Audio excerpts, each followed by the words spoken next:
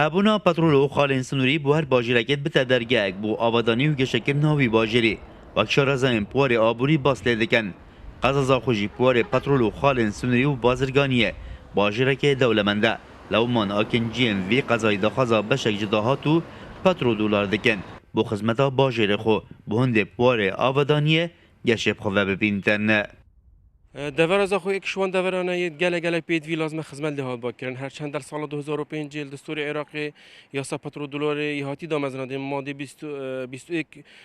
درجه هیل بحث یاسا پترو دلار کرد هر دورکا آن هر پاریزگاه کا نفت در کتی آن نفت در کفت یک صد حقی و دو خلکی و دوری هی پاری و نفت و دوری بیت مزاختنی بشکش وی پاری هل خلک زخو بصرف کنی الخدمات خلک زخو بصرف کنی خدمات خلک زخو بصرف کنی خدمات و خلک زخو گله پید خدمت گزاریانه گله خلک زخو شخوان خدمت گزاریا محرومه یاسانا سجده دیار کرن کل دی فیاسای ماف زاخوی پترو دلار بو بهتا ترخان کرن چونکه باجره که دولمنده به پتروله اوزیتن دی فیاسای هر برمیلکه پتروله بهتا فروتن بکمی دلارک بزاخو بهتا ترخان کرنو هر دیسان جداهات گمرکا ابراهیم خلیجی او باجره نیته به بهر کرن الجورية وياسين هين بطيباجي بترو دولار رجع دست نشان كري هي بو خلكي ودا فريا ودا فراليه كل برلمان كردستان بسند كري ديسان جيش جمركي جي يعني عقل ومنطق وياساجي ديال هندك و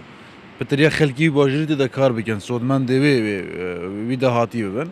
بهرچه نبد يعني اگر چه بونه هید کرن وی باجری ده همه ریکن وان بین درست کرن ریکن نفتی و ریکی و گمرکی و ریکن خالص سنوری بین شکرین همان خدمت ابو خلکی ویجی